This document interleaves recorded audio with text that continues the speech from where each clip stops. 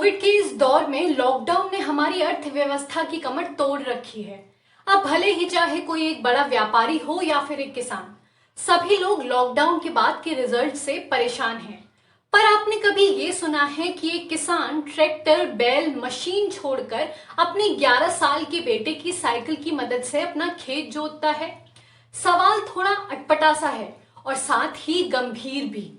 नमस्कार, आप देख रहे हैं K75 न्यूज और मैं हूं आपके साथ हर्षिता। दरअसल घटना तमिलनाडु के किसान की है। तमिलनाडु के धीरुथानी के रहने वाले किसान को मजबूरन अपने बेटे की साइकिल से अपना खेत जोतना पड़ा। असल में 37 साल के नागराज एक किसान हैं, जो कि अपने खेत को संभालने के लिए पारंपरिक तौर पर धान की खेती करते थे। लेकिन उसमें नुकसान होने के कारण नागराज ने फैसला लिया कि वो समांगी और चंपक के फूलों की खेती करेंगे। मगर कुदरत को शायद कुछ और ही मंजूर था। नागराज को इस बात का बिल्कुल भी अंदाजा नहीं था कि आने वाले समय में समांगी और चंपक के फूलों की खेती में उन्हें नुकसान का सामना करना पड़ेगा। आपको बता दें कि नागराज ने कर्ज लेकर फसल उगाने के लिए जमीन तैयार करी।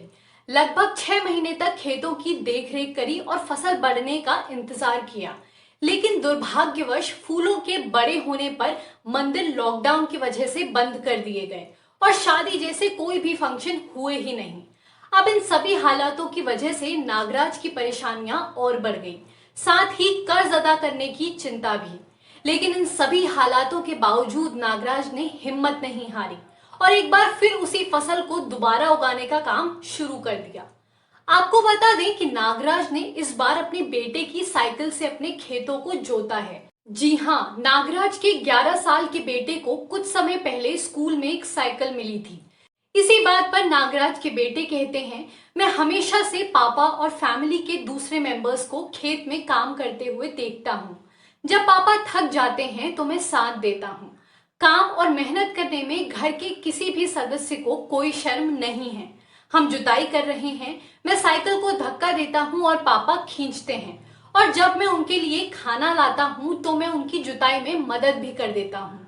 इस पर जब नागराज से बात की गई तो नागराज का कहना है, साइकिल से जुताई करना एक बहुत ही सस्ता साधन है। साइकिल की जुताई करने का फैसला मैंने अपनी आर्थिक स्थिति को मद्देनजर रखते हुए लिया था। वहीं नागराज के भाई एलेक्स ने मीडिया से बात करते हुए कहा कि समांगी को उगाना कोई आसान काम नहीं है।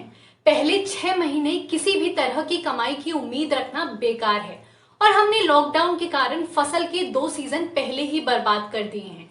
साथ ही सरकार की तरफ से भी हमें कोई मदद नहीं दी गई। इतना कहते हुए एलेक्स उम्मीद करते हैं कि राज्य और केंद्र सरकार किसानों की परेशानियों और हालातों पर ध्यान देंगी। उम्मीद है कि आपको ये खबर पसंद आई होगी। हमें कमेंट करके जरूर बताएं। वीडियो को लाइक करें, शेयर करें और हमारे चैनल को सब्सक्राइब करें।